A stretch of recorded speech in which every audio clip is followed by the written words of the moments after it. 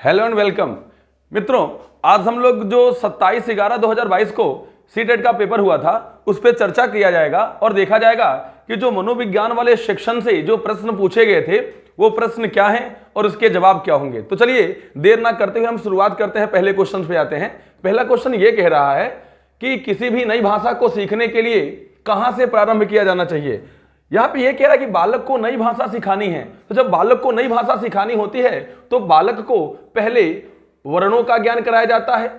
वर्ण का ज्ञान कराने के बाद बालक को शब्दों का ज्ञान कराया जाता है, और जब शब्द का ज्ञान हो जाता है तो बालक को उस शब्द से नए नए वाक्य बनाया जाता है। और इसके बाद जब बच्चा वाक्य बनाना जान जाता है, सीख जाता है, तो फिर अर्थ का निर्माण करवाया जाता है। यानी कि सबसे पहले क्या करवाना होगा, सबसे पहले बालक को वर्णों के बारे में परिचित कराना होगा, फिर शब्द के बारे में परिचित कराएंगे, फिर वाक्य के बारे में परिचित कराएंगे। पहला देखिएगा, पहला विकल्प कह रहा है कि अक्षरों और शब्दों के मध्य सहचर से। सहचर का मतलब होता है संघ या साथ, यानी कि इस क्वेश्चन में पहला विकल्प कह रहा है कि जो अक्षर होते हैं और जो शब्द होते हैं उनके बीच क्या करेंगे, साहचर्य करेंगे, उनके बीच सामंजस्य करेंगे। दूसरा कह रहा है वाक्यों के निर्माण से। बिल्कुल नहीं होगा, शुरुआत में वाक्य बनाना बच्चों को सिखाएंगे क्या, नहीं सिखाएंगे। क्यों? क्योंकि हम नई भाषा सिखा रहे हैं, तो नई भाषा सिखाने के लिए सबसे पहले तो अक्षर सिखाया जाएगा बच्चों को ना, यानी कि सबसे पहले बालक को वर्ण के बारे में ज्ञान कराया जाएगा। दूसरा ऑप्शन कह रहा है कि शब्दों के निर्माण से, यह भी नहीं होगा, क्योंकि वर्ण बनाएंगे, वर्ण बताएंगे तब ना शब्द बताएंगे। अगला कह रहा है उपयुक्त में से कोई नहीं, तो जो हमारा सही विकल्प हो जाएगा वो हो जाएगा ए, अर्थात बच्चों को नई भाषा सिखाने के लिए अक्षरों और शब्दों के मध्य सहचर्य कराना चाहिए, ताकि बालकों को नई भाषा को आसानी से सिखाया और समझाया जा सके। बढ़ते हैं अगले क्वेश्चन की तरफ। अगला जो क्वेश्चन हमारा है, अगला क्वेश्चन कह रहा है कि सीखने की वह अवधि जब सीखने की प्रक्रिया में कोई उन्नति नहीं होती है तो उसको क्या कहते हैं। तो सीखने की वह अवधि जब सीखने की प्रक्रिया में कोई उन्नति नहीं होती है तो उसको क्या कहते हैं। अगर मैं आपको यहां पे बनाने की कोशिश करूं तो सीखने की वह अवधि जब सीखने की प्रक्रिया में कोई उन्नति नहीं हो रही है, यहां पे हमने ए, यहां पे बी, यहां पे सी और यहां पे डी बना दिया। आप देखते हैं कि अधिगम के पठार की बात कर रहा है। अधिगम के पठार में जो देख रहे हैं बिंदु बी और बिंदु सी के बीच की जो दूरी है वह समय के साथ साथ अधिगम की मात्रा में ना उन्नति हो रहा है ना अवनति हो रहा है। तो जो बिंदु बी और बिंदु सी के बीच की दूरी है इसी को हम अधिगम का पठार कहते हैं। तो जब सीखने की वह अवधि जब सीखने की प्रक्रिया में कोई उन्नति नहीं होती है तो उसको क्या कहा जाता है, तो उसको सीखने का पठार कहा जाता है। चलिए बढ़ते हैं अगले क्वेश्चन की तरफ। अगला क्वेश्चन क्या कह रहा है, अगला क्वेश्चन हमारा ये कह रहा है, तीसरा क्वेश्चन कह रहा है कि परीक्षणात्मक अधिगम संप्रत्यय मतलब कॉन्सेप्ट डैश के द्वारा दिया गया था। जो परीक्षणात्मक अधिगम संप्रत्यय है वह किसके द्वारा दिया गया था। परीक्षणात्मक को पहले हम अनुकरण कहते थे। परीक्षणात्मक को सबसे पहले क्या कहते थे, अनुकरण कहते थे। और जो परीक्षणात्मक अधिगम है इसका प्रयोग किया था बंदूरा ने। और बंदूरा ने क्या किया था कि अपना प्रयोग बेबी डॉल पर किया था, और बेबी डॉल पर अपना प्रयोग इन्होंने किया था। और बेबी डॉल यानी कि जो गुड़िया थी वह किस किस प्रकार की एक्टिविटी कर रही थी, उन्होंने एक्टिविटी को देखा और देखने के बाद इस अधिगम को दिया, अर्थात इस संप्रत्यय को देने की कोशिश किया। तो इसका जो सही उत्तर होगा वह होगा बंदूरा। अगला प्रश्न कह रहा है कि अल्पवयस्क बच्चों के अधिगम में अभिभावकों की क्या भूमिका होनी चाहिए। अल्पवयस्क यानी कि जो बच्चा है वह वयस्क नहीं हुआ है, अल्पवयस्क बच्चा है, तो अल्पवयस्क बच्चों को अधिगम में माने अल्पवयस्क बच्चों को सिखाने के लिए, अधिगम में सिखाने के लिए अभिभावक की भूमिका होनी चाहिए। पहला निषेधात्मक, दूसरा अग्रसक्रिय, तीसरा संवेदनात्मक और चौथा उदासीन। तो यहां पे आप देख रहे हैं कि निषेधात्मक तो होगा नहीं, उदासीन तो होगा नहीं। होता क्या है कि जब बच्चा छोटा होता है तो जब बच्चा छोटा होगा तो जो बालक के माता पिता होते हैं उनको आगे आना चाहिए। क्यों आगे आना चाहिए? क्योंकि बच्चा भी छोटा है, कुछ समझ नहीं पा रहा है, कुछ जान नहीं पा रहा है, इसलिए शिक्षक को इसलिए अभिभावक को क्या होना चाहिए, आगे आना चाहिए। आगे मतलब कहते हैं अग्र, और एक्टिव होना चाहिए, इसलिए इसका जो सही विकल्प हो जाएगा वह होगा अग्र सक्रिय। अगला प्रश्न कह रहा है, पांचवा प्रश्न कह रहा है कि कक्षा में विद्यार्थियों की रुचि बनाए रखने के लिए शिक्षक को उचित है। यानी कि आप चाह रहे हैं कि बच्चा क्लास में रुचि बनाए रखे, आप चाह रहे हैं कि बालक आपके सब्जेक्ट में इंटरेस्ट ले, वह आनंद पूर्वक आपकी क्लास को सुने और आपकी क्लास को पढ़े। तो पहला कह रहा है कि श्यामपट्ट का प्रयोग करना चाहिए, दूसरा कह रहा है चर्चा करना चाहिए, तीसरा कह रहा है कहानी कहना चाहिए, और चौथा कह रहा है प्रश्न पूछना चाहिए। तो जब भी आपकी कक्षा में बालक रुचि नहीं लेता है और आप चाह रहे हैं कि बालक हमारी कक्षा में रुचि ले, तो बालक से क्या करना चाहिए, प्रश्न पूछना चाहिए। क्योंकि जब बालक से प्रश्न पूछेंगे तो बालक एक्टिव होके, सक्रिय होके आपकी क्लास को सुनेगा, आपकी क्लास को पढ़ेगा। तो इसका जो सही विकल्प हो जाएगा वह हो जाएगा डी। अगला प्रश्न, अगले प्रश्न पे चलते हैं। अगला प्रश्न क्या कहता है मित्रों, अगला प्रश्न यह कहता है कि आप एक अति सक्रिय बालक को सही दिशा में कैसे लाएंगे। यहां पे बात कर रहा है अति सक्रिय बालक को। किसकी बात कर रहा है भाई, बालक को। अति सक्रिय बालक है।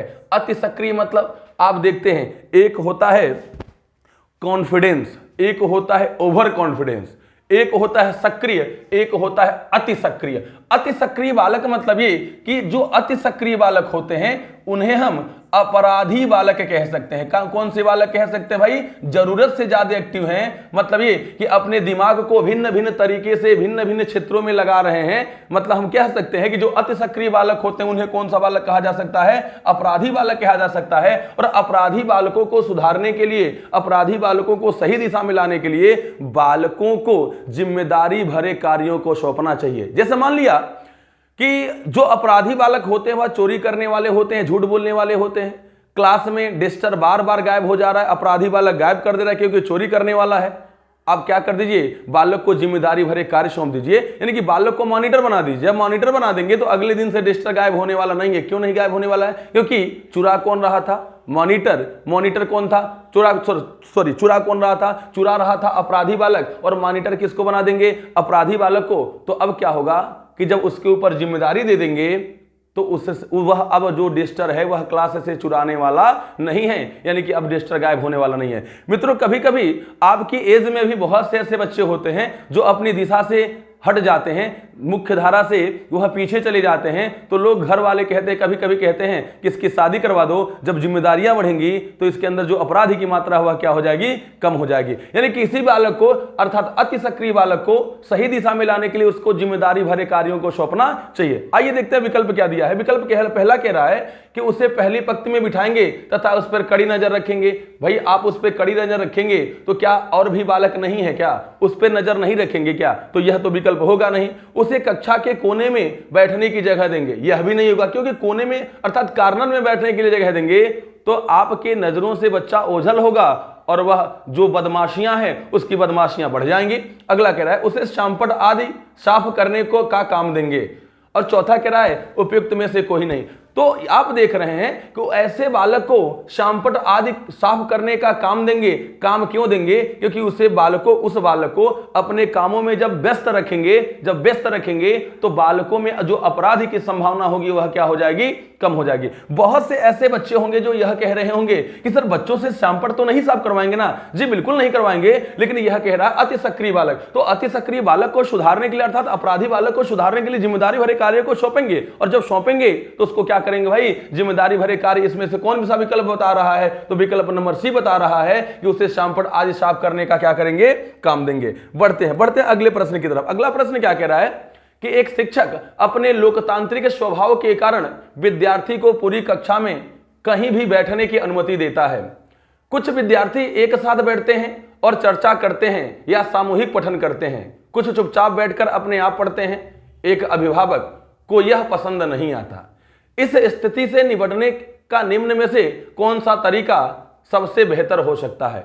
यानी कि एक शिक्षक है, वह लोकतांत्रिक यानी कि जनतांत्रिक स्वभाव का है और उसकी कक्षा में कुछ बच्चे एक साथ बैठ के सामूहिक चर्चा कर रहे हैं और जो कुछ बच्चे होते हैं वह चुपचाप बैठते हैं।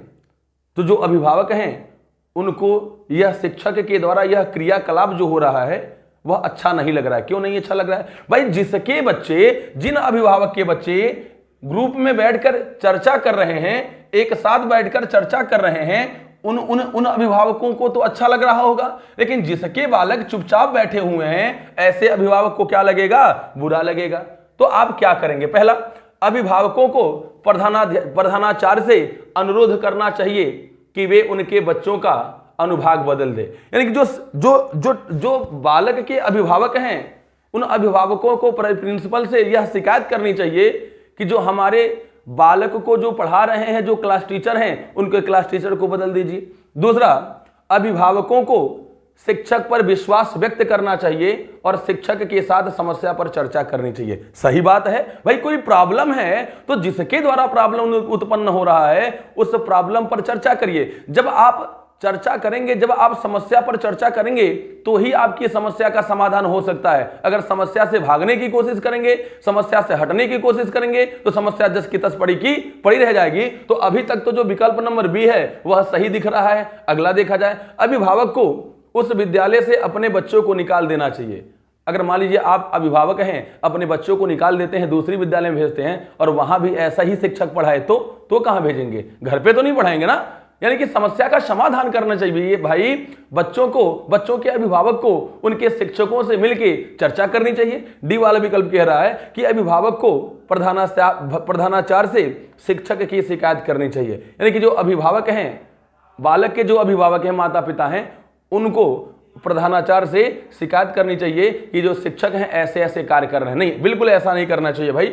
आप उस शिक्षक से मिलिए ना, उस शिक्षक से मिलिए और कहिए कि यह प्रॉब्लम होती है, आप इस तरीके से बच्चों को पढ़ाते हैं तो ये कमियां आती हैं। हो सकता है आपके शिक्षक बात समझे और समझ के उस समस्या का समाधान करे। यानी कि अभिभावक को, माता पिता को उस शिक्षक से खुद बात करना चाहिए। अगला प्रश्न क्या कहता भाई? अगला प्रश्न देखिएगा। अगला प्रश्न कहता यह है कि वह कौन सा स्थान है जहां बच्चे का संज्ञानात्मक विकास को बेहतर तरीके से परिभाषित किया जा सकता है। यानी कि वह कौन सा स्थान है जहां पे बालकों के संज्ञानात्मक विकास को अच्छे तरीके से परिभाषित किया जा सकता है। पहला है विद्यालय एवं कक्षा का वातावरण, दूसरा है सभागार, तीसरा है घर और चौथा है खेल का मैदान।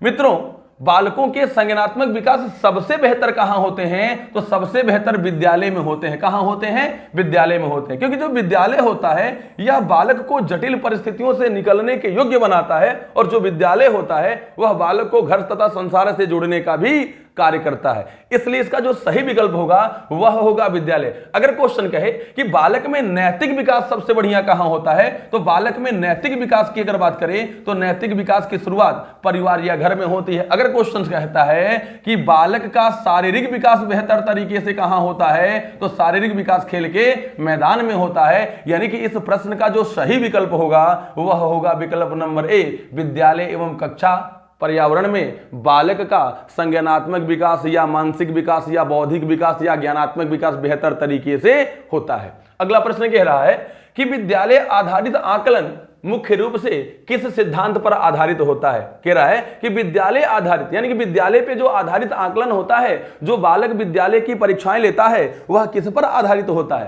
पहला कह रहा है बाह्य परीक्षकों की अपेक्षा शिक्षक अपने विद्यार्थियों की क्षमताओं को बेहतर जानते हैं। सही बात है कि जो टीचर होते हैं, जो शिक्षक होते हैं, वह अपने विद्यार्थियों में कितनी क्षमता है वह जो बाहर से पर्यवेक्षक आते हैं मूल्यांकन करने के लिए उनसे बेहतर जानेंगे। क्यों जानेंगे? जब शिक्षक पूरे दिन, पूरे साल उस कक्षा में बालक को पढ़ा रहा है तो प्रत्येक बालक से वह रूबरू होगा कि हमारे कक्षा में कौन सा बालक कैसा है और कौन सा बालक कैसा नहीं है। क्या यह जो बाह्य परीक्षक आएंगे यह शिक्षक से ज्यादा जान पाएंगे? क्या नहीं जान पाएंगे। पहला विकल्प तो अभी सही दिख रहा है। दूसरा कह रहा है कि किसी भी कीमत पर विद्यार्थियों को अच्छे ग्रेड मिलने चाहिए। अरे ऐसे कैसे मिलने चाहिए? नहीं मिलने चाहिए। अच्छा काम करेगा तब मिलने चाहिए, है ना। अगला कह रहा है कि विद्यालय बाह्य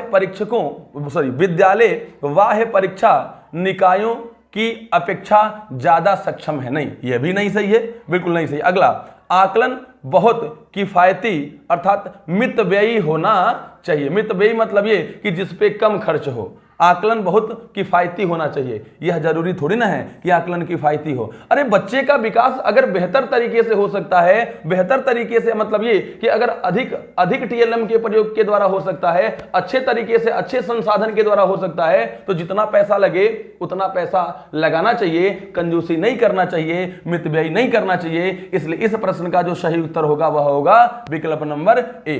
चलिए बढ़ते हैं अगले प्रश्न की तरफ। अगला प्रश्न क्या कहता है? अगला प्रश्न कहता यह है कि शिक्षार्थी व्यक्तिगत विभिन्नता प्रदर्शित करते हैं, अतः शिक्षकों को यानी कि जो शिक्षार्थी होते हैं, जो छात्र होते हैं, वह व्यक्तिगत विभिन्नता प्रदर्शित करते हैं। व्यक्तिगत विभिन्नता का मतलब ये कि प्रत्येक बालक एक दूसरे बालक से, चाहे शारीरिक रूप से, चाहे मानसिक रूप से, चाहे भाषागत रूप से, चाहे मनोवैज्ञानिक रूप से, चाहे मनोसामाजिक रूप से, चाहे संवेगात्मक रूप से, प्रत्येक बालक एक दूसरे बालक से भिन्न होते हैं। सही बात है, भिन्न होते हैं। तो क्वेश्चन क्या कह रहा है? क्वेश्चन कह रहा है कि शिक्षार्थी व्यक्तिगत विभिन्नताओं को क्या करते हैं? प्रदर्शित करते हैं। अतः एक शिक्षक को, यानी कि जो विद्यार्थी हैं उनमें भिन्न भिन्न प्रकार की, भिन्न भिन्न तरीके की अंतर देखने को मिलता है। तो एक शिक्षक को क्या करना चाहिए? पहला, सीखने के विविध अनुभवों को उपलब्ध कराना चाहिए। सही बात है, यानी कि भिन्न भिन्न प्रकार के अगर विद्यार्थी हैं तो शिक्षक को भिन्न भिन्न प्रकार का शिक्षण का ज्ञान होना चाहिए।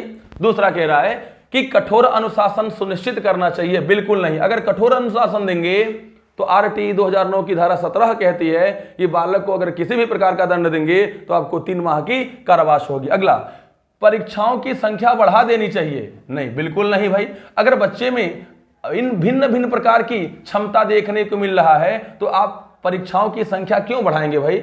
आप उसको अच्छे तरीके से शिक्षण विधि के द्वारा पढ़ाएंगे ना, तो क्या कि परीक्षाओं की संख्या बढ़ाएंगे? परीक्षाओं की संख्या क्यों बढ़ाएंगे? परीक्षाओं की संख्या बढ़ाएंगे तो जो बालक में जो भिन्नता है वह एक हो जाएगी क्या? बिल्कुल नहीं होगी, यह भी नहीं हो सकता। अगला, अधिगम की एक समान गति पर बल देना चाहिए। बिल्कुल नहीं होना चाहिए भाई। अगर मान लीजिए एक समान गति पर बल देते हैं तो आपके क्लास में प्रतिभाशाली बालक भी होगा, मंद बुद्धि वाला बालक भी होगा। और प्रतिभाशाली बालक के अनुसार पढ़ाएंगे तो मंद बुद्धि बालक, एक तो मंद पहले से था, दूसरा और मंद होता जाएगा। और यदि मंद बुद्धि बालकों के अनुसार पढ़ाएंगे तो जो प्रतिभाशाली बालक थे वह क्लास में बोर होने लगेंगे। इसलिए एक ही गति का प्रयोग नहीं करेंगे तो क्या करेंगे कि सीखने के विविध अनुभवों को उपलब्ध कराएंगे। यानी कि जो बालक जिस तरीके से सीखना चाहता है उस बालक को उस तरीके से सिखाने की कोशिश करेंगे। यानी कि जो हमारा विकल्प नंबर ए है वह क्या हो जाएगा मित्रों? सही हो जाएगा। अगला क्वेश्चन कह रहा है, एक शिक्षिका अपने आप में कभी भी प्रश्नों के उत्तर नहीं देती। वह अपने विद्यार्थियों को उत्तर देने के लिए समूह चर्चा और सहयोगात्मक अधिगम अपनाने के लिए प्रोत्साहित करती है। यह उपागम, खाली स्थान भरना है, डैश के सिद्धांत पर आधारित है। यानी कि इस क्वेश्चन में यह कह रहा है कि जो शिक्षिका है वह अपने आप कभी भी प्रश्नों का उत्तर नहीं दे रही है। अच्छा, आगे कह रहा है वह अपने शिक्षार्थियों को उत्तर देने के लिए समूह चर्चाएं और सहयोगात्मक अधिगम अपनाने के लिए प्रोत्साहित कर रही है। यह किसका उपागम है? यानी कि यह उपागम किस सिद्धांत पर आधारित है? पहला, अनुदेशनात्मक सामग्री के उचित संगठन। दूसरा, अच्छा उदाहरण प्रस्तुत करना और भूमिका प्रतिरूप बनाना। अगला, सीखने की तत्परता।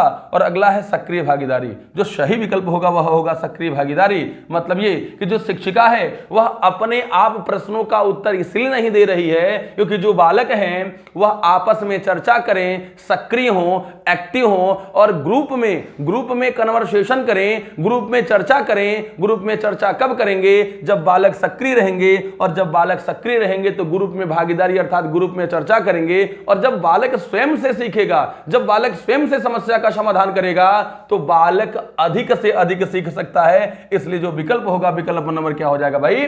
डी हो जाएगा। यानी कि जो मैडम है वह अपने आप से इसलिए प्रश्न का उत्तर नहीं देती कि अगर हम प्रश्न का उत्तर दे देंगे तो बालक अपने आप से कुछ करने की कोशिश नहीं करेगा। यानी कि जो मैडम जी हैं वह प्रगतिशील शिक्षा का समर्थन कर रही है क्योंकि प्रगतिशील शिक्षा कहता है कि बालक को स्वयं करके सीखने के लिए जोर दिया जाना चाहिए। अगला प्रश्न कह रहा है कि प्रायः शिक्षार्थी की त्रुटियां डैश की ओर संकेत करती हैं। पहला, वे कैसे सीखते हैं। यानी कि एक बालक है, बार बार गलती कर रहा है, बार बार गलती कर रही है, तो जो गलती है बालक की वह किसके द्वारा यानी कि किसकी ओर संकेत करती है। पहला, वे कैसे सीखते हैं। दूसरा, यांत्रिक अभ्यास की आवश्यकता। अगला है सीखने की अनुपस्थित। और अगला है शिक्षार्थियों में सामाजिक स्तर। यानी कि क्वेश्चन से यह कह रहा है यह है कि एक बच्चा बार बार गलती कर रहा है, तो आपको पता है कि जब तक बालक सीखने की कोशिश नहीं करेगा तब तक बालक से गलती नहीं हो सकता। यानी कि जब सीखने की कोशिश करेगा तभी गलती करेगा। यानी कि जो गलतियां हैं यह क्या प्रदर्शित करती हैं कि वे कैसे सीख रहा है, किस तरीके से सीख रहा है, आखिर उससे बार बार गलतियां क्यों हो जा रही हैं। तो जो बार बार गलतियां हो रही हैं वह यह प्रदर्शित कर रही हैं कि बालक कैसे सीख रहा है, क्योंकि बालक सीखेगा तभी बालक से क्या होगा, गलती होगा। बढ़ते हैं अगले प्रश्न की तरफ। अगला प्रश्न कह रहा है, 13 नंबर वाला प्रश्न कह रहा है कि एक समावेशी विद्यालय, समावेशी विद्यालय आपको पता है कि समावेशी विद्यालय में हम जो सामान्य बालक होते हैं और जो विशिष्ट बालक होते हैं इन दोनों को एक साथ शिक्षा देते हैं समावेशी विद्यालय में। तो कह रहा है एक समावेशी विद्यालय, पहला ऑप्शन, शिक्षार्थियों की नियोग्यता के अनुसार उनकी सीखने की आवश्यकताओं को निर्धारित करता है, पहला। दूसरा, शिक्षार्थियों की क्षमताओं की परवाह किए बिना सभी के अधिगम परिणामों को सुधारने के लिए प्रतिबद्ध है। तीसरा, शिक्षार्थियों के मध्य अंतर करता है और विशेष रूप से सक्षम बच्चों के लिए कम चुनौतीपूर्ण उपलब्धि लक्ष्य निर्धारित करता है। अगला कह रहा है कि विशेष रूप से योग्य शिक्षकों के अधिगम परिणामों को सुधारने के लिए विशिष्ट रूप से क्या है मित्रों, प्रतिबद्ध है। तो कह रहा है कि समावेशी विद्यालय, तो आपको पता है कि जो समावेशी विद्यालय है, समावेशी विद्यालय में सामान्य बालक तथा विशिष्ट बालक को एक साथ पढ़ाते हैं। समावेशी विद्यालय में कभी किसी बालक या बालिका में या कभी अंधे बालक, बहरे बालक, गूंगे बालक, प्रतिभाशाली बालक, अपराधी बालक, समस्यात्मक बालक, यानी किसी प्रकार के वंचित वर्ग के बालक के बीच कभी किसी प्रकार का भेदभाव नहीं किया जाता। तो इसमें विकल्प नंबर 1 बी दे रहा है। बी कह रहा है कि शिक्षार्थियों की क्षमताओं की परवाह किए बिना सभी के अधिगम परिणामों को सुधारने के लिए प्रतिबद्ध होता है।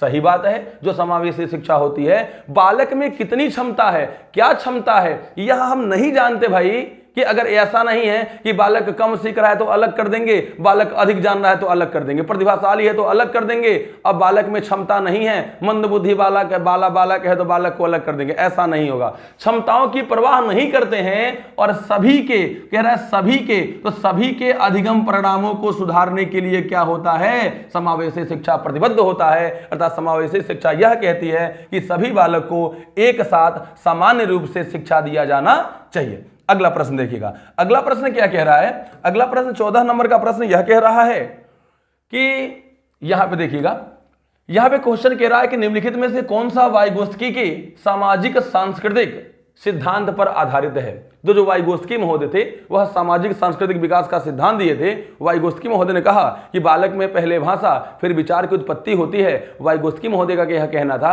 कि बालक जन्म से ही अपने समस्या का समाधान तथा कार्यों की तैयारी में भाषा को औजार के रूप में प्रयोग करता है। वाइगोत्स्की महोदय ने बालक को सीखने का 2 तरीका भी बताया था। पहले तरीकों को कहते हैं निकट विकास का क्षेत्र, या इसको कहते हैं समीपस्थ सिद्धांत, या इसको अंग्रेजी में कहते हैं जोन ऑफ प्रॉक्सिमल डेवलपमेंट, जिसको शॉर्टकट में ZPD के नाम से भी जाना जाता है। और जो दूसरा सीखने का तरीका बताया था वाइगोत्स्की महोदय ने, उसे हम कहते हैं पाड़ ढांचा निर्माण, मचान लटकते रहिए चाहे स्कैफोल्डिंग।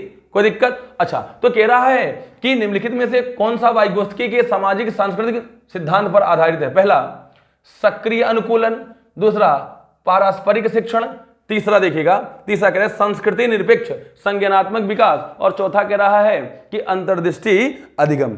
यहां पे देख रहे हैं कि जो सक्रिय अनुकूलन है, अनुकूलन की बात कहां आती है, अनुकूलन की बात आती है, अनुकूलन या समायोजन की बात आती है जीन पियाजे के सिद्धांत में।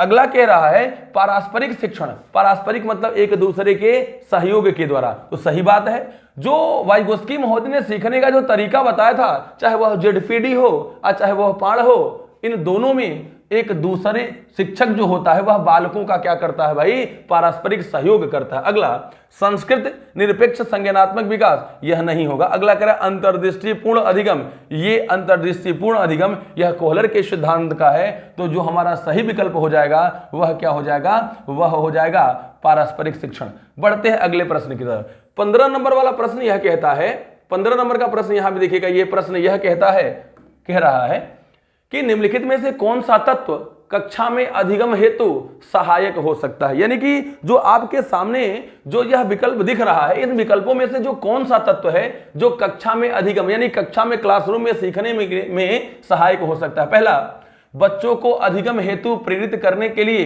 परीक्षणों की संख्या को बढ़ा देना। दूसरा कह रहा है कि अध्यापकों द्वारा बच्चों की स्वायत्तता को बढ़ावा व सहायता देना। अगला अगला विकल्प कह रहा है कि समानता बनाए रखने के लिए किसी एक अनुदेशन पद्धति पर टिके रहना। और चौथा विकल्प कह रहा है कि कालांश की अवधि का 40 मिनट से 50 मिनट तक बढ़ा देना। और कह रहा है क्या, प्रश्न में कह रहा है कि कौन सा तत्व कक्षा अधिगम हेतु सहायक होता है, यानी कि क्लास में सीखने के लिए कौन सा तत्व सहायक होगा। पहला, बच्चों को अधिगम हेतु प्रेरित करने के लिए परीक्षणों की संख्या बढ़ा देना। बिल्कुल सही बात है, यानी कि बच्चों को सिखाने के लिए, बच्चों को प्रेरित करने के लिए, बच्चों को अधिगम कराने के लिए जो प्रयोगों की संख्या है, परीक्षण माने जो प्रयोगों की संख्या है, वह प्रयोगों की संख्या क्या कर देनी चाहिए, बढ़ा देनी चाहिए। क्योंकि बच्चा जितना प्रयोग करेगा, जितना परीक्षण करेगा, उतना बालक अधिक से अधिक सीखेगा। चले अगला प्रश्न कह रहा है कि 1 वर्ष तक के शिशु जब आंख, कान व हाथों से सोचते हैं तो निम्नलिखित में से कौन सा स्तर शामिल है। कह रहा है 1 वर्ष के शिशु कान, आंख व हाथों से सोचते हैं तो निम्नलिखित में से कौन सा स्तर शामिल है। देखते हैं। पहला कह रहा है पूर्व संक्रियात्मक स्तर, दूसरा कह रहा है इंद्रिय जनित गामक स्तर, तीसरा कह रहा है अमूर्त संक्रियात्मक स्तर और चौथा कह रहा है मूर्त संक्रियात्मक स्तर। मित्रों, यहां पे जीन पियाजे के संज्ञानात्मक विकास की अवस्था की बात किया है। अगर जीन पियाजे के संज्ञानात्मक विकास की अवस्था की बात करें तो जीन पियाजे ने जो संज्ञानात्मक विकास की जो पहली अवस्था बताई थी उसे हम कहते हैं संवेदीय पेशी अवस्था। क्या कहते हैं? संवेदीय पेशी अवस्था, या इसी को हम लोग कहते हैं इंद्रिय जनित गामक अवस्था। क्या कहते हैं? इंद्रिय जनित गामक अवस्था, इंद्रिय जनित गामक अवस्था। ये जो पहली अवस्था थी, इसको बताया था कि जो इसका समय होता है वह होता है जन्म से लेके 2 वर्ष तक। कब से कब तक होता है? जन्म से लेके 2 वर्ष तक। जो दूसरी अवस्था इन्होंने बताया था उसे कहते हैं प्राथमिक पूर्व या प्राक संक्रिया की अवस्था, जिसका समय होता है 2 से 7। जो तीसरी अवस्था होती है इसका समय होता है मूर्त ठोस या स्थूल संक्रिया की अवस्था, जिसका समय होता है 7 से 11 वर्ष तक। और जो चौथी और अंतिम अवस्था होती है उसे कहते हैं औपचारिक या अमूर्त संक्रिया की अवस्था, जिसका समय होता है 11 वर्ष से लेके 15 वर्ष तक। तो यहां पे क्वेश्चन क्या कह रहा है कि 1 वर्ष का शिशु है, तो जब 1 वर्ष का शिशु है तो 0 से 2 वर्ष तक चलने वाली अवस्था को संवेदीय पेशी अवस्था या इंद्रिय जनित गामक अवस्था के नाम से जानते हैं। तो भाई 1 वर्ष का शिशु है तो वह किस अवस्था के अंतर्गत आएगा? तो इंद्रिय जनित गामक अवस्था के अंतर्गत आएगा। इसलिए हमारा विकल्प नंबर बी सही हो जाएगा, इंद्रिय जनित गामक अवस्था। अगले प्रश्न पर बढ़ते हैं। अगला प्रश्न कह रहा है, मित्रों जरा सा हम देखिएगा कि मैं आज आपको बहुत फास्ट सॉल्व करवा रहा हूं। क्यों सॉल्व करवा रहा हूं? क्योंकि मैं चाहता हूं कि आप जल्द से जल्द, जैसे मैं आपको समझा रहा हूं, जैसे बता रहा हूं, वैसे आप सीखिए और जल्द से जल्द प्रश्नों को हल करने की विधि सीखिए। क्योंकि आपको एग्जाम में बहुत ही कम समय मिलेगा। यह सीटेट का एग्जाम है, यहां पर अगर प्रश्न पढ़ते रह जाएंगे तो समय निकल जाएगा और आप कुछ हासिल नहीं कर सकते। इसलिए जो हमारी गति है उसको आगे बढ़ाने, मतलब उसको तेज बढ़ाना है हम लोगों को। जो आप प्रश्न सॉल्व कर रहे हैं उसकी गति को क्या करना है?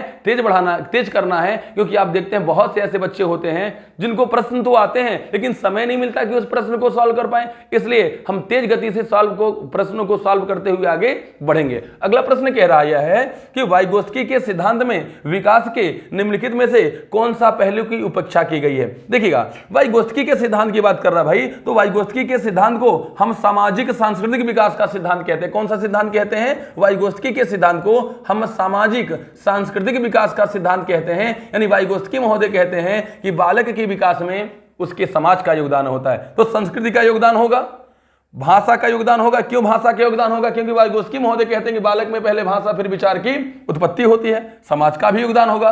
किसका योगदान नहीं होगा? जैविक का योगदान नहीं होगा। यानी उपेक्षा किसकी की गई है? तो उपेक्षा जैविक की गई है। इसलिए जो सही विकल्प होगा वह क्या होगा? विकल्प नंबर बी हो जाएगा। चलें बढ़ते हैं मित्रों, देखिएगा जो अगले प्रश्न पे बढ़ते हैं। अगला प्रश्न हमारा क्या कहता है? 18 नंबर का प्रश्न हमारा कहता यह है, पहले तो खाली स्थान भरना है। कह रहा है डैश प्रेरणाओं अनुभूतियों में संतुष्टिकरण की अवस्थाओं तक पहुंचने और व्यक्तिगत लक्ष्यों को प्राप्त करने की आवश्यकता को संबोधित करती है।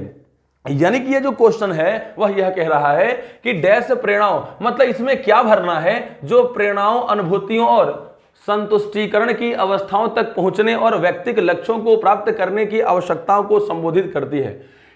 अच्छा, अगर आप किसी भी विषय वस्तु में आप चाह रहे हैं कि हम प्रेरित हों, या चाह रहे हैं कि उस विषय वस्तु से मुझे संतुष्टि हो, यानी कि हम किसी भी कार्य को संतुष्टि कब मिलेगी? जब अच्छे कार्य करेंगे तब मिलेगी। अच्छा कार्य कब करेंगे? जब उस काम को करने के लिए अभिप्रेरित होंगे तब करेंगे। अभिप्रेरित कब होंगे? जब उस कार्य को करने के प्रति उन्मुख होंगे तब होंगे। तो पहला विकल्प कह रहा है कि भावात्मक, दूसरा कह रहा है संरक्षण उन्मुखी, तीसरा कह रहा है सुरक्षा उन्मुखी और चौथा कह रहा है प्रभावी। तो आप देखते हैं कि जब किसी भी प्रेरणाओं अनुभूतियों के संतुष्टिकरण की अवस्था तक पहुंचने के लिए, तो संतुष्टिकरण की अवस्था तक पहुंचने के लिए जो संरक्षण है, संरक्षण उन्मुखी होना चाहिए। यानी किसी भी कार्य को करने के लिए क्या होना चाहिए भाई? किसी भी चीज को सहेजने के लिए, संरक्षण करने के लिए आपको क्या होना चाहिए? एक्टिव होना चाहिए, सक्रिय होना चाहिए, उन्मुख होना चाहिए, यानी कि अग्रसर होना चाहिए। देखते हैं अगला प्रश्न क्या कहता है। अगला प्रश्न कहता यह है कि सभी के लिए विद्यालयों में सभी की शिक्षा, सभी क्या क्वेश्चन का है कि सभी के लिए विद्यालयों में सभी की शिक्षा निम्नलिखित में से किसके लिए प्रचार वाक्य हो सकता है? कह रहा है सभी के लिए विद्यालयों में सभी के लिए शिक्षा। आपको बार बार बताया जा रहा है कि समावेशी शिक्षा में सभी बालकों को बिना भेदभाव, सभी बालकें बोले तो सामान्य बालक तथा विशिष्ट बालक को, सभी बालक को समान रूप से शिक्षा दिया जाता है। तो इसका जो सही विकल्प हो जाएगा वह हो जाएगा विकल्प नंबर ए।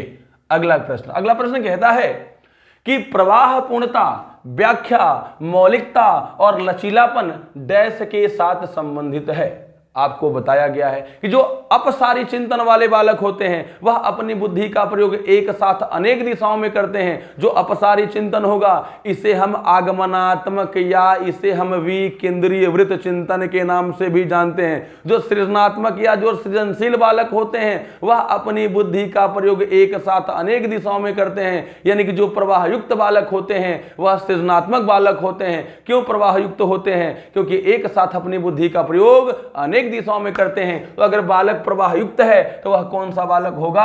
अपसारी चिंतन वाला बालक होगा। यानी कि जो सृजनशील बालक होगा वह अपसारी चिंतन वाला होगा। अगला प्रश्न क्या कहता है? अगला प्रश्न कह रहा है कि जब बच्चे एक अवधारणा को सीखते हैं और उसका प्रयोग करते हैं, क्या क्वेश्चन का भाई? जब एक बच्चे एक अवधारणा को सीखते हैं और उसका प्रयोग करते हैं तो अभ्यास उनके द्वारा की जाने वाली त्रुटियों को कम करने में मदद करती है।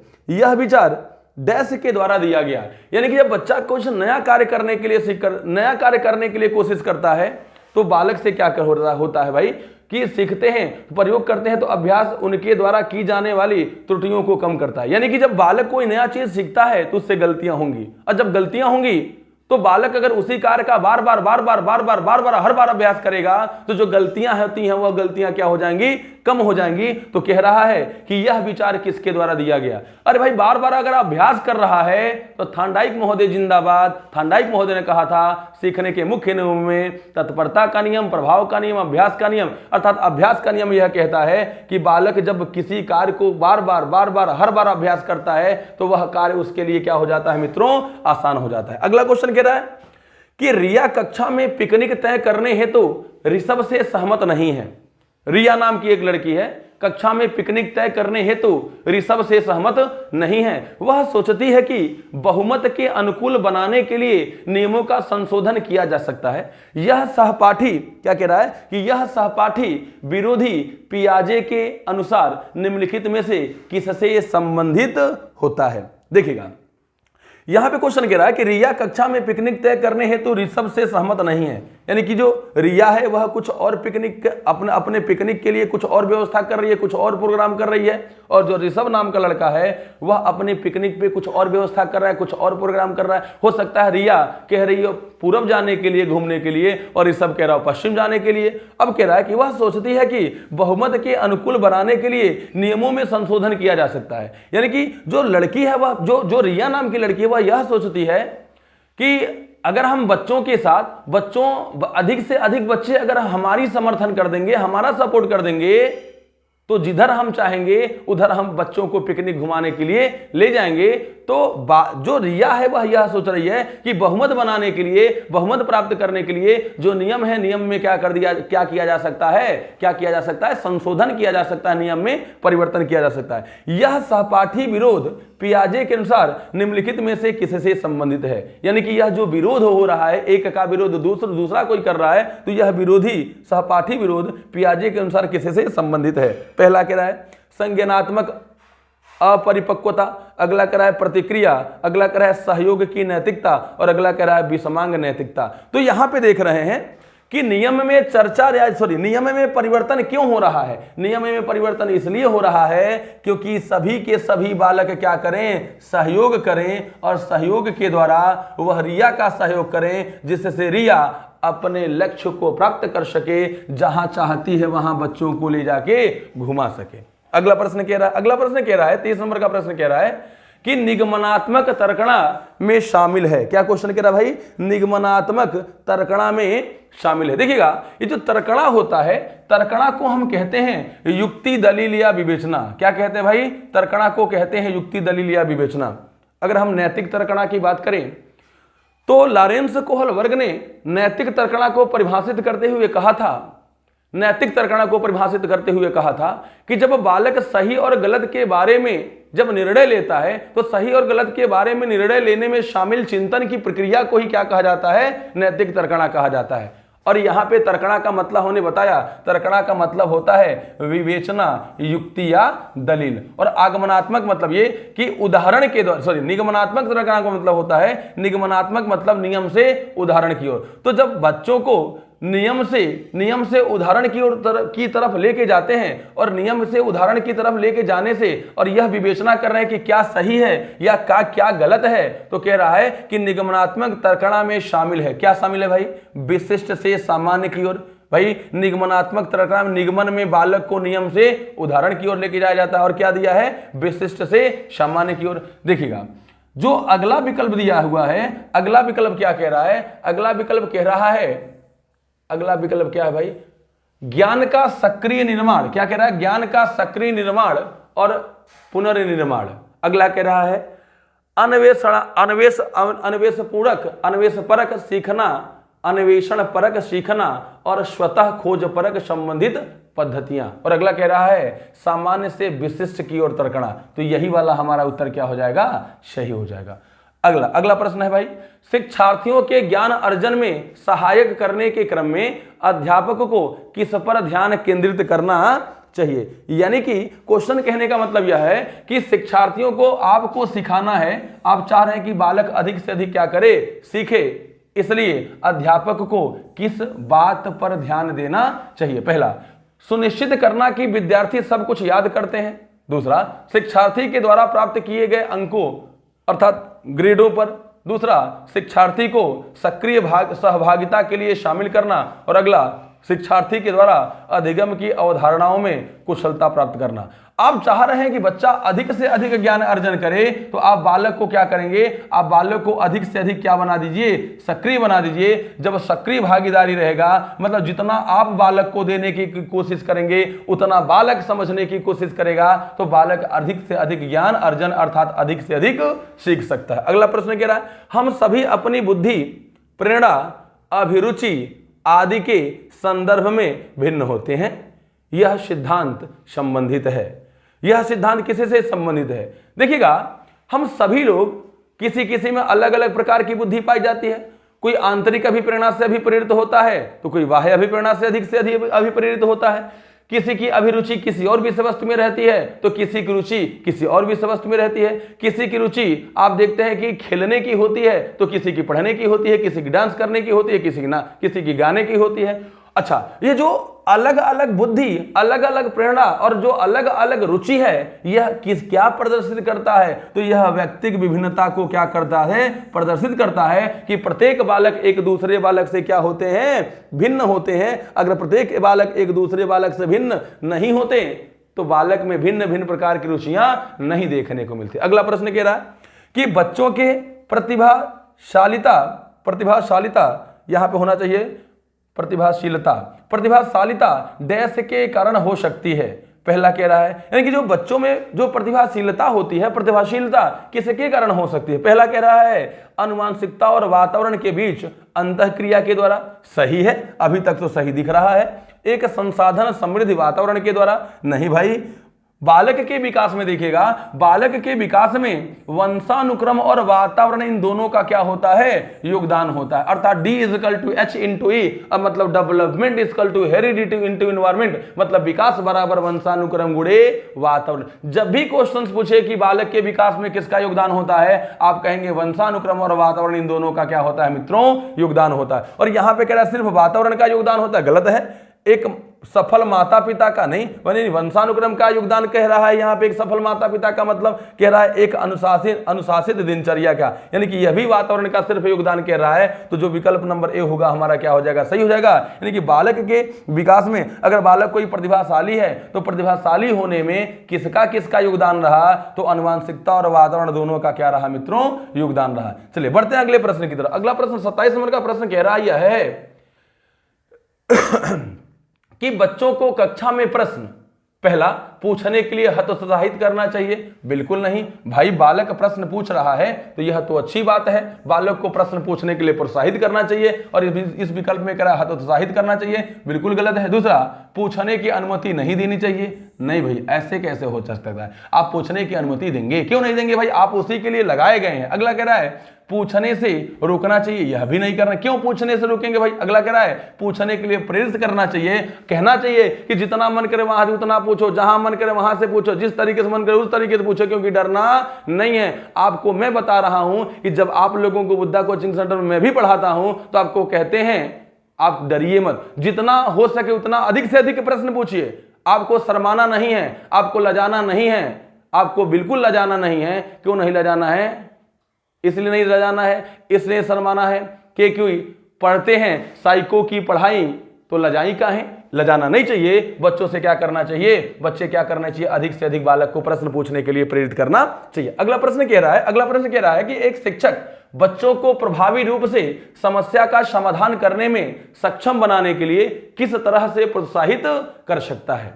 यानी कि एक शिक्षक है, बच्चों को प्रभावी रूप से, मतलब शिक्षक चाह रहा है कि बच्चे समस्या का समाधान अधिक से अधिक कर सकें, बालक समस्या को समाधान करने में सक्षम बन सकें। तो जो शिक्षक है वह बालक को किस तरीके से प्रोत्साहित करेगा। पहला विकल्प कह रहा है कि पाठ्यपुस्तक से एक ही प्रकार के प्रश्नों के उत्तर के अभ्यास के लिए उन्हें पर्याप्त मात्रा में अवसर प्रदान करना। बच्चे को जब एक ही प्रश्न पे उसको बार बार अभ्यास करवाएंगे तो बालक कुंठित हो जाएगा, बालक अधिक से अधिक नहीं सीख पाएगा। अगला दूसरा, पाठ्यपुस्तक में दी गई सूचनाओं को कंठस्थीकरण करने पर बल देकर, यानी कि रटने पर बल देकर, कंठस्थीकरण रटने पर बल देकर बालक को यह कदापि नहीं करना चाहिए। इसलिए नहीं करना चाहिए क्योंकि बालक को रटने पर नहीं समझने पर जोर दिया जाना चाहिए। अगला विकल्प कह रहा है कि बच्चों को समस्या के बारे में सहजानुभूत अनुमान लगाने एवं विकल्पों को देखने के लिए प्रोत्साहित करना चाहिए। यानी कि बच्चों को कहना चाहिए कि तुम बताओ इस समस्या का समाधान क्या हो सकता है, तुम विकल्पों को देखो और छांटो। बालक को इसके लिए बार बार प्रोत्साहित करना चाहिए कि तुम कर सकते हो, तुम कर सकते हो। विकल्प नंबर सी हमारा क्या हो गया, सही हो गया। बढ़ते हैं मित्रों अगले प्रश्न की तरफ। अगला प्रश्न देखिएगा 29 नंबर का प्रश्न क्या कहता है। 29 नंबर वाला प्रश्न कहता यह है, क्या कहता है कि प्रगतिशील शिक्षा में बच्चों को किस तरह से देखा जाता है। कौन सी शिक्षा की बात कर रहा है, प्रगतिशील शिक्षा की बात कर रहा है। तो जो एक होता है बाल केंद्रित शिक्षा और एक होता है प्रगतिशील शिक्षा। जो बाल केंद्रित शिक्षा होती है वह यह कहती है कि बालकों को केंद्र मानकर दी जाने वाली शिक्षा को बाल केंद्रित शिक्षा के नाम से जाना जाता है। और बाल केंद्रित शिक्षा के जन्मदाता किसे कहा जाता है, तो बाल केंद्रित शिक्षा के जन्मदाता हैं। उन जन्मदाता की बात करें तो उन जन्मदाता की बात करने से पहले हम यह जान ले कि बाल केंद्रित शिक्षा का समर्थन कौन करता है। तो बाल केंद्रित शिक्षा का समर्थन जॉन डीबी महोदय करते हैं। कौन करता है, जॉन डीबी महोदय करते हैं। और गिज्जू भाई बघेल जो बाल केंद्रित शिक्षा है उसके जन्मदाता कहे जाते हैं। गिज्जू भाई बधेका, बघेल कहीं कहीं लिखा रहता है, कहीं कहीं गिज्जू भाई बधेका भी लिखा रहता है। तो गिज्जू भाई बधेका क्या है, बाल केंद्रित शिक्षा के जन्मदाता हैं। और बाल केंद्रित शिक्षा तथा प्रगतिशील शिक्षा इन दोनों शिक्षा का समर्थन कौन करते हैं, जॉन डीबी महोदय करते हैं। वही जॉन डीबी महोदय जो कहते थे कि जो शिक्षा है वह त्रिध्रुवीय प्रक्रिया है, छात्र, शिक्षक और शिक्षार्थी, जिसमें उन्होंने छात्र को आश्रित चर से संबोधित किया, शिक्षक को स्वतंत्र चर से संबोधित किया और पाठचर्या को हस्तक्षेपी या मध्य स्तरीय चर से संबोधित किया। तो यहां पे कह रहा है कि जो प्रगतिशील शिक्षा होती है वह यह कहती है कि बालक को केंद्र मानकर शिक्षा दिया जाना चाहिए और प्रगतिशील शिक्षा क्या कहती है कि बालक को स्वयं करके सीखने के लिए छोड़ दिया जाना चाहिए, इसलिए प्रगतिशील विद्यालय को लैब विद्यालय के नाम से भी जाना जाता है। और क्या पूछ रहा है, प्रगतिशील शिक्षा के बारे में, प्रगतिशील शिक्षा में बच्चों को किस तरीके से देखा जाता है। पहला, निष्क्रिय अनुकारकों के द्वारा। नहीं भाई, प्रगतिशील शिक्षा तो बालक स्वयं करके सीखेगा तो निष्क्रिय रहेगा क्या, नहीं। दूसरा, सक्रिय अन्वेषकों के रूप में। अन्वेषक मतलब होता है खोजकर्ता, सक्रिय माने एक्टिव। सही बात है कि इसमें प्रगतिशील शिक्षा में बालक स्वयं करके क्या करता है, सीखता है। तीसरा कह रहा है खाली स्लेटों के रूप में, बिल्कुल नहीं। अगला कह रहा है छोटे वयस्कों के रूप में, बिल्कुल नहीं। विकल्प नंबर बी वाला क्या होगा, हमारा सही उत्तर होगा। अगला प्रश्न कह रहा है, देखिएगा अगला प्रश्न क्या कह रहा है। अगला प्रश्न कह रहा है कि एक प्रारंभिक कक्ष में एक बच्ची अपने साथ जो अनुभव लाती है, एक प्रारंभिक कक्ष में, प्रारंभिक कक्ष का मतलब होता है कि प्राथमिक स्तर की कक्षा में एक बच्ची अपने साथ जो अनुभव लाती है, पहला कह रहा है अपेक्षा करनी चाहिए। दूसरा, उन पर ध्यान नहीं देना चाहिए। तीसरा कह रहा है कि शामिल कर उसका संचय करना चाहिए। और चौथा कह रहा है उन्हें अस्वीकार करना चाहिए। तो जो बच्ची प्रारंभिक कक्ष में, यानी कि कोई बच्ची है जो विद्यालय में आती है, तो वह कुछ घर से अनुभव लाती है कि हमने यह जाना, यह सीखा, इस तरीके से देखा। तो आप कह रहा है कि अनुभव लाती है तो क्या करना चाहिए, उसकी अपेक्षा करनी चाहिए, नहीं। उन पर ध्यान नहीं देना चाहिए। अगला, शामिल कर उनका संचय करना चाहिए। संचय माने सीखना चाहिए। अगला, उन्हें अस्वीकार करना चाहिए। तो इसका जो सही विकल्प होगा वह होगा उन पर ध्यान नहीं देना चाहिए। क्यों नहीं ध्यान देना चाहिए भाई, इसलिए ध्यान नहीं देना चाहिए क्योंकि जो बच्ची प्रारंभिक कक्ष में अपने साथ जो अनुभव लाती है, वह अनुभव हमेशा ऐसा नहीं है कि वह अनुभव सही ही होगा। उस अनुभव के आधार पर आप काम करेंगे तो आपका शिक्षण कौशल खराब भी हो सकता है, बच्चों को गलत जानकारी भी हो सकती है। आपको उस बच्ची को नया ज्ञान देना चाहिए। अर्थात कहने का मतलब है कि उस पर ध्यान नहीं देना चाहिए। आपको अपने तरीके से बच्ची को समझाना चाहिए, सिखाना चाहिए, बताना चाहिए, बेहतर तरीके से बालिका को आगे बढ़ाने की कोशिश करते रहना चाहिए। तो मित्रों, आज की सेशन में हम लोगों ने देखा कि जो 27/11/2022 को बुद्धा कोचिंग सेंटर में जो टेस्ट पेपर हुआ था, उसमें जो मनोविज्ञान की क्लास थी, जो मनोविज्ञान का जो पार्ट था, उससे संबंधित क्वेश्चंस को हमने सॉल्व किया। तो आप देख रहे होंगे, मिला सकते हैं कि आपका कितना से कितना प्रश्न सही हो सकता है। इसी तरीके से हम आपके साथ हमेशा जुड़ते रहेंगे और जल्द से जल्द आप लोगों को और बेहतर से बेहतर और अच्छे से अच्छे तरीके से हम आपके सामने डिजिटल बोर्ड पे आके या ऑनलाइन माध्यम के द्वारा आपसे जुड़ते रहेंगे। आपकी सफलता हमारी पहचान को सुनिश्चित करना है। बुद्धा कोचिंग से जुड़िए। इस वीडियो को अधिक से अधिक लाइक करिए, सब्सक्राइब करिए और शेयर करिए। Thank you.